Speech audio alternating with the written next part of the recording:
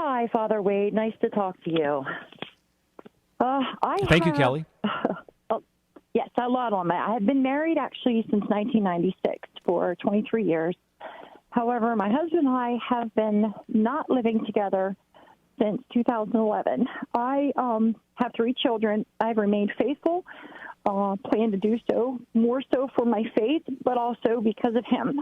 It's who I am. It's how I'm made, and I feel called by God to do so. Lately, my husband has had to leave the person he was with and come home to take care of his parents, and because he got himself in trouble because he's an alcoholic.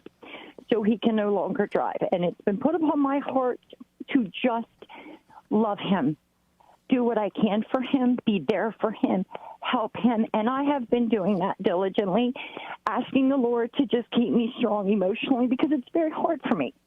I want to be with him. I want our marriage to be together. I don't ever want to be with another person.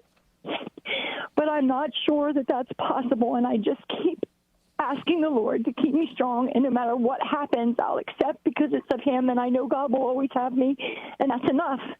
But I don't think he meant for us to be alone, or I guess I want to know, where I go from here as far as if that is the case. I am not Catholic. I do know that I was not baptized when I got married, but I feel like I just don't even want to go about any of those details. Like, even if the church could say, your marriage was annulled and you're allowed to remarry, I feel like that is just still wrong. And everyone in the world is like, oh, well, you deserve to be happy and you should just, everybody does it. I can't accept that.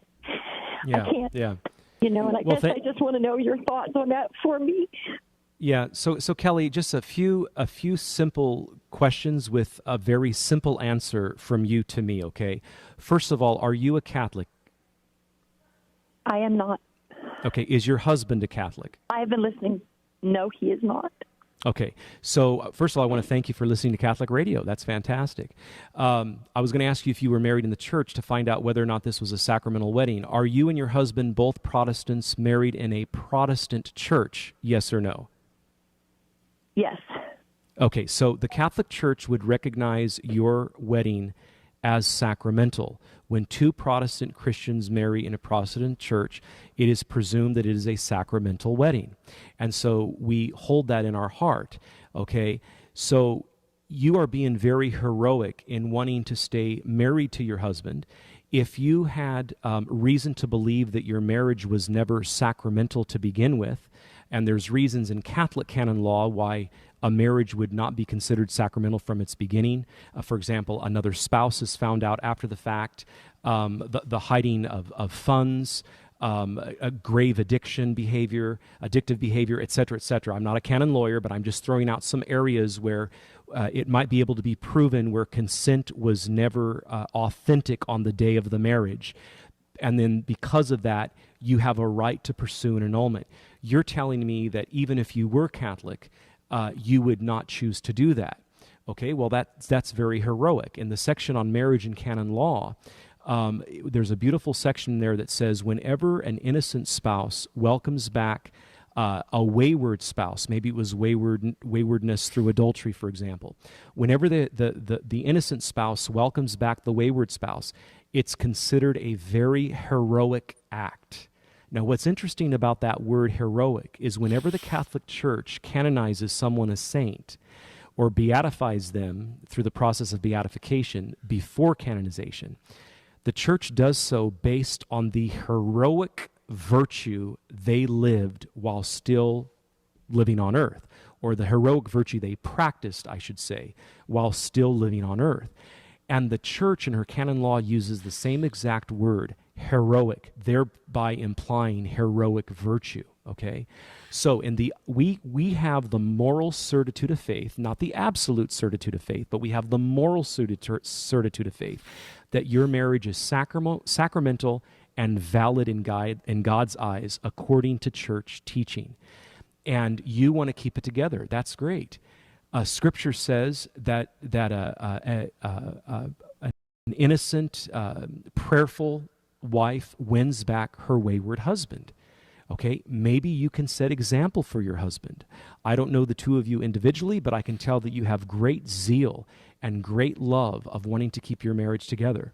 And now that your husband has come home to take care of his elderly parents, this will put you possibly into more contact with him, where maybe through God's grace and your prayers, your husband will soften and be sorrowful for his past of when he left you 7 years ago, and maybe things could be on the mend. I would recommend seeing a minister in your faith tradition, to go see that minister and to see if there's any retreats offered at your particular church or in a surrounding church.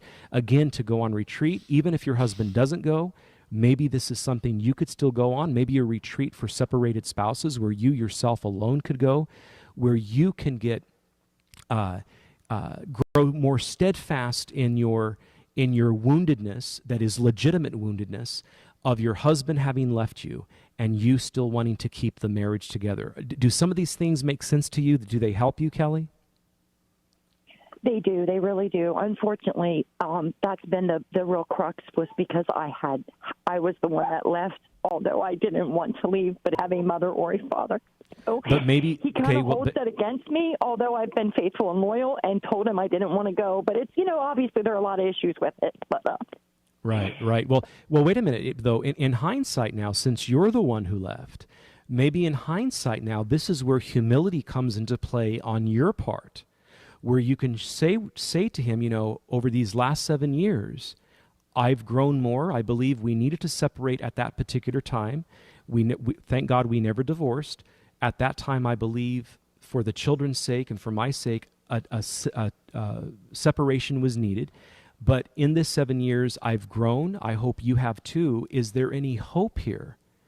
Do we have hope? And start a dialogue. In other words, humility is seeing your place and taking it, neither prideful nor self-loathing, but humble. Neither of those two extremes, prideful nor self-loathing, but humble, that median virtue, okay? Also, I want to tell you that in the church's Catholic canon law, it actually states that a temporary separation can be a good thing without rather seeking an outright divorce.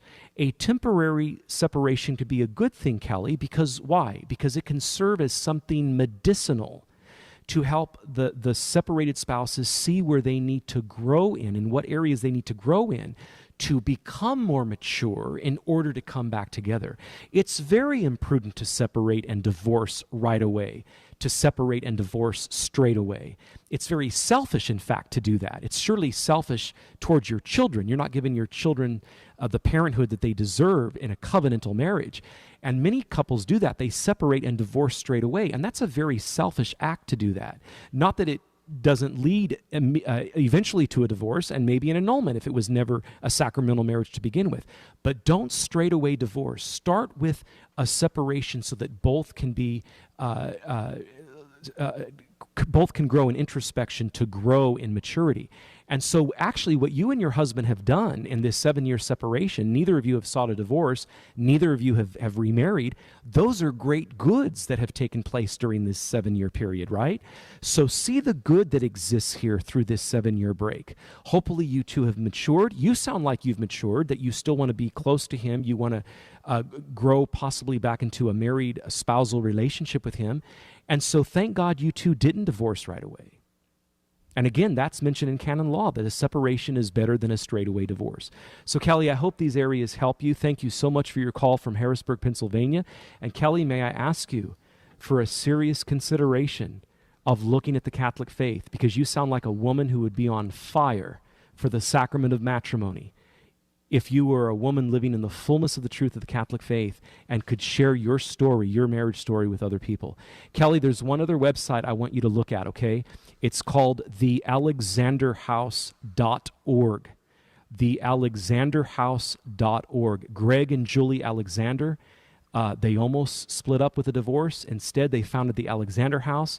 They help Catholics and non-Catholic couples save their marriage. And maybe that's a website you could suggest to your husband that he looks at as well. Or better yet, on one computer, the two of you look at the alexanderhouse.org website together. Look at it together. God bless you, Kelly. Thank you for your call.